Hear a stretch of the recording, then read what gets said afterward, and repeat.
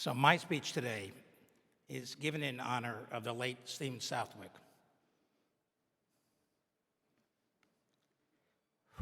My buddy and dearest friend for 40 years, and a role model for what I will say to you today.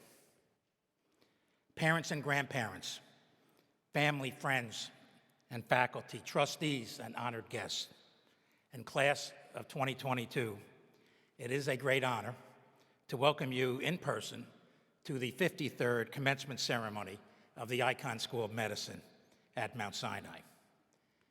Graduates, you are among the most impressive class of students to ever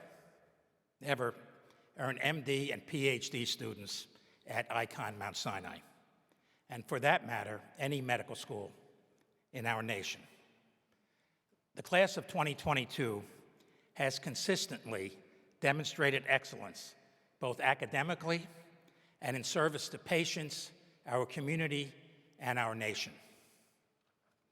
Our graduates have made scientific discoveries that help us understand cancer growth and resistance to chemotherapy, discovered a mechanism that controls the development of muscle cells from stem cells, discovered the potential of a new therapy to limit viral infection, and used machine learning to predict cardiac arrhythmia risk. And they have done much more than what I just said. Members of the class have worked to improve community health around the world, including rural Ghana, Grenada, Liberia, and Peru. And locally, their student-run organizations have provided free health care to our neighbors in East Harlem, science education to underprivileged high school students, mentoring for middle school girls, and companionship for patients receiving chemotherapy. Some examples of our graduates include a NASA engineer whose thesis on human transcription factor networks culminated in development of a research tool used by scientists around the world. An Army lieutenant who served in Afghanistan as a medic and as a Mount Sinai medical student treated Afghan evacuees in New Jersey. Another student co-founded a company that combines machine learning with molecular diagnostics to assist in pregnancy planning. This is just some examples. This is an historic class. Class of 2022, you made history during your second year when the virus, COVID-19, unleashed a tsunami of disease that struck New York City with deadly force.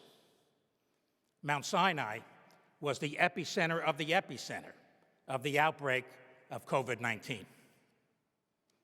Mount Sinai physicians, scientists, nurses, essentially all of our staff responded heroically. Our frontline healthcare workers fought this virus at great personal risk. They demonstrated enormous courage. And our scientists worked day and night in our laboratories to understand the SARS-CoV-2 virus. They developed the best test to detect and measure antibodies, to determine how to treat COVID-19, and discovered a vaccine to prevent serious illness from the virus. And class of 2022, you rose to the occasion, volunteering across the health system to support Mount Sinai's crisis response, even while continuing your studies remotely. You helped Mount Sinai save lives. Adversity reveals character. Your response to the pandemic demonstrated resilience and courage and dedication, traits that will serve you well, very well, in your careers as physicians, scientists, and healthcare leaders. Early in the pandemic, as I witnessed the heroism of all of Mount Sinai in the fight against COVID-19, I felt we needed to document this time in our history. We hired a wonderful writer, Deborah Shupak, to tell how we mobilized to battle the greatest health crisis of our era.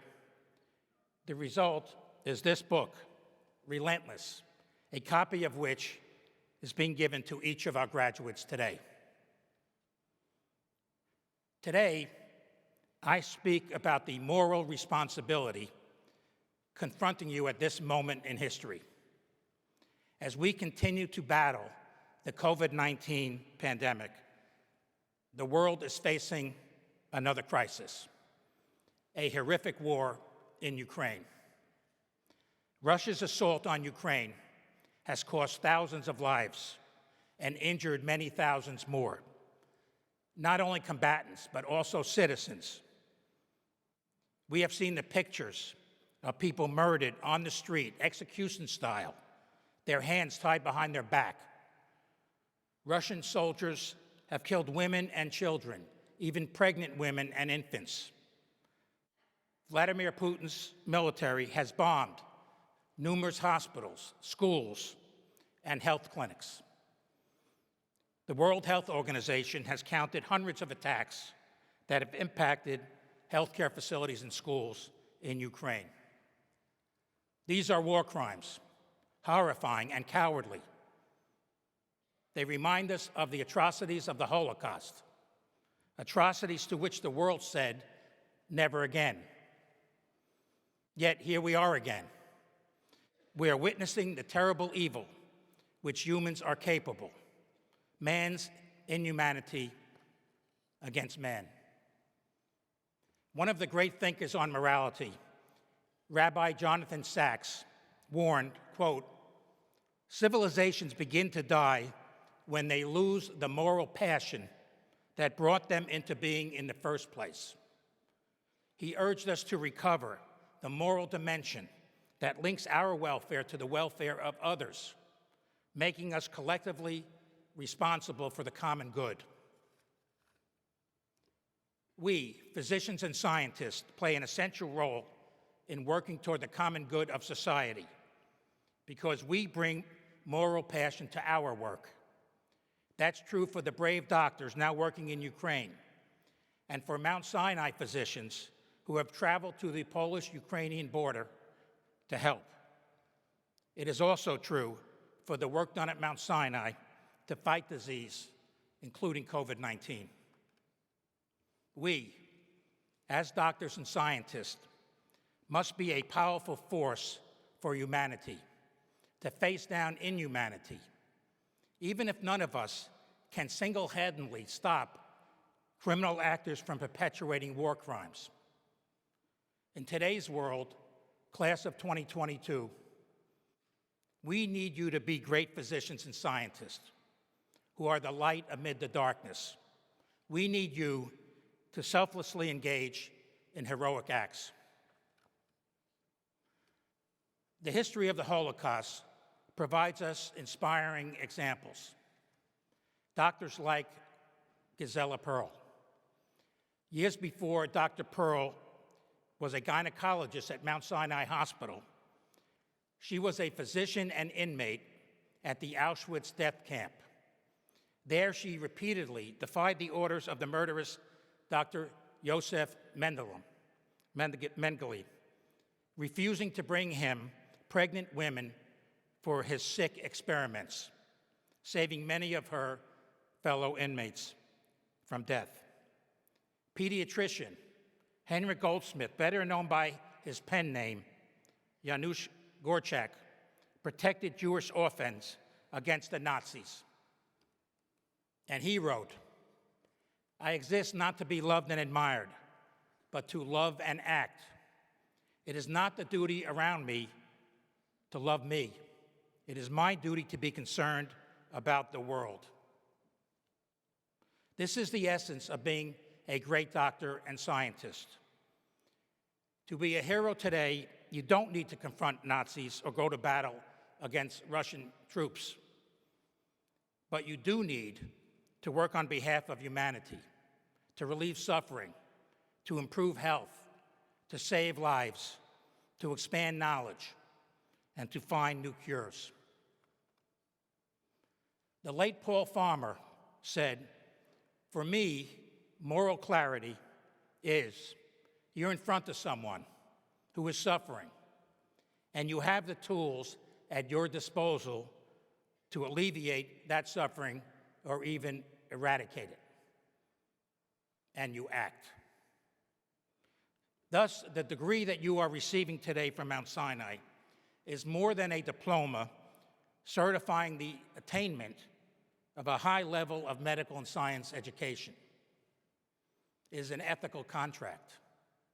It comes with great responsibility to serve humanity, especially at a time we are witnessing inhumanity. The Talmud and the Quran say, whoever saves a life, it is as if he or she saved the entire world. So as physicians, we strive to help one patient at a time. As scientists, we seek one new insight at a time. Every act of healing, every act of scientific discovery is a step towards fulfillment of your lifelong moral obligation. It is a sacred mission. It is a sacred mission. At Icahn Mount Sinai, we have taught you not only the fundamentals of medicine and biomedical sciences, but also the importance of social justice. This must be a commitment throughout your career.